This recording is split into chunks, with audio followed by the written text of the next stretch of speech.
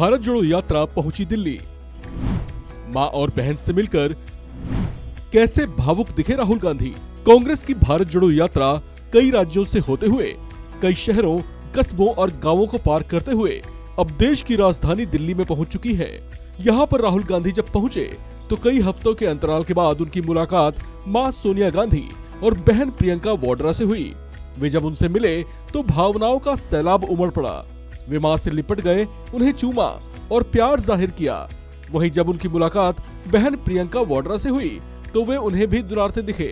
इससे जुड़ी कुछ तस्वीरें उन्होंने ट्विटर पर पोस्ट करते हुए लिखा कि जो मोहब्बत इनसे मिली है वही देश से बांट रहा हूँ।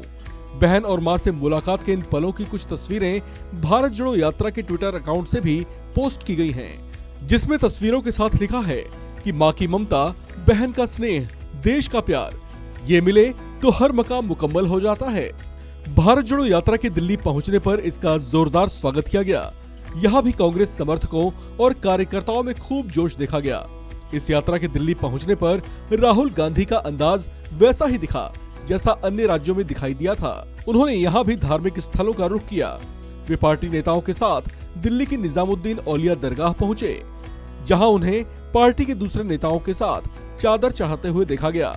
इस दौरान एक खास बात जो वहां पर देखी गई वो ये थी कि जब चादर चढ़ाने के बाद वहां पर लोगों ने दुआ मांगने के लिए हाथ ऊपर उठाए तो उस दौरान राहुल गांधी को हाथ बांधे खड़ा देखा गया। राहुल गांधी की पदयात्रा राजस्थान से होते हुए हरियाणा पहुंची है। यहाँ 90 में से 54 विधानसभाओं से होकर ये पदयात्रा निकली थी। अब ये यात्रा अपने अगले पड़ाव राष्ट्रीय राजधानी दिल्ली पहुंच चुकी है। आपको बता दें कि 24 दिसंबर को भारत जोड़ो यात्रा के 108 दिन पूरे हो चुके हैं। इस यात्रा की कड़ी में ये 3 राज्य महत्वपूर्ण माने जा रहे हैं, क्योंकि राजस्थान में अगले ही साल विधानसभा के चुनाव हैं।